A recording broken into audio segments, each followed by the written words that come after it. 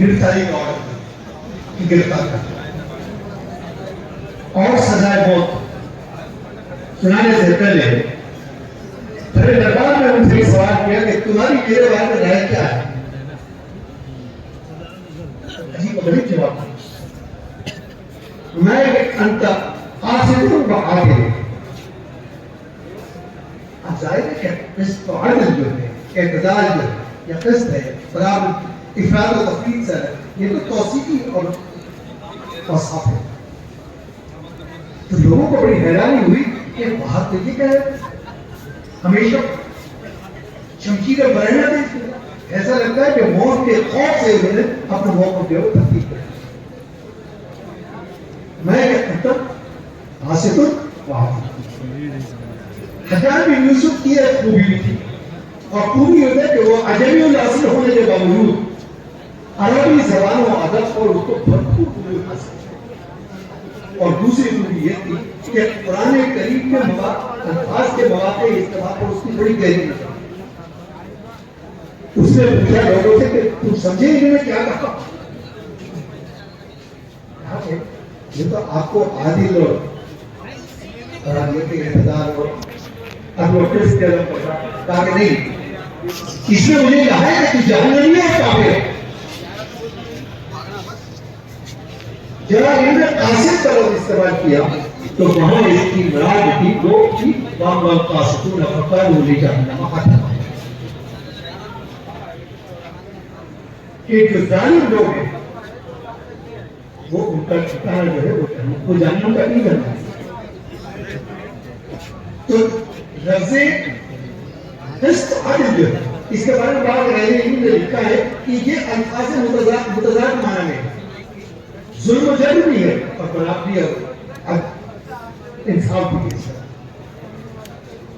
اور میں محمد قاسطون فقالوا لجہنم حطب وہاں سے یہ استعمال اور اس نے مجھے کافر بھی کہا کہ کافر بھی ثم الذین کفروا بربهم یعدلون. جو عادل اور قاصد کا ہے اس سے کہا کہ تو ظالم بھی ہے جابر بھی ہے جہنم بھی ہے اور کافر بھی.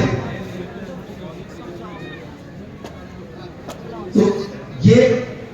عربی زبان کی وسعت ہے کہ آپ جانتے ہیں کہ جس چیز سے جڑاؤ ہوتا ہے تو انسان اس کو بہت سارے ناموں سے یاد کرتا ہے. اور یہ نبی کریم علیہ السلام کے لیے مدثر کا لفظ بھی آیا مزمل کا لفظ بھی آیا کیونکہ اللہ کے حکم تو عربوں کی تہذیب میں اور ان کی معاشرت میں اور ان کی معیشت میں اونٹ کو بھی اہمیت ہے. گویا ان کے ایک جزو حیات میں اونٹ کا دخل ہے. قرآن میں بھی ہو گئی یہی وجہ ہے کہ کثرت مفاہیم کی اور ناموں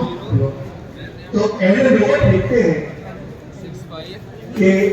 اونٹ کے قریب 70 نام عربی زبان میں 70 ناموں سے مختلف بھید مختلف احتیاط مختلف نوعیتوں سے کہ اگر خامدہ ہے اس کا کوہان اونچا ہے یہ نام اس کے گردن لمبی ہے یہ اور کوتا ہے مختلف اس میں الجبل بھی ہے الجبل بھی ہے الابل بھی ہے الناقہ بھی ہے الفروس بھی ہے النعوس بھی ہے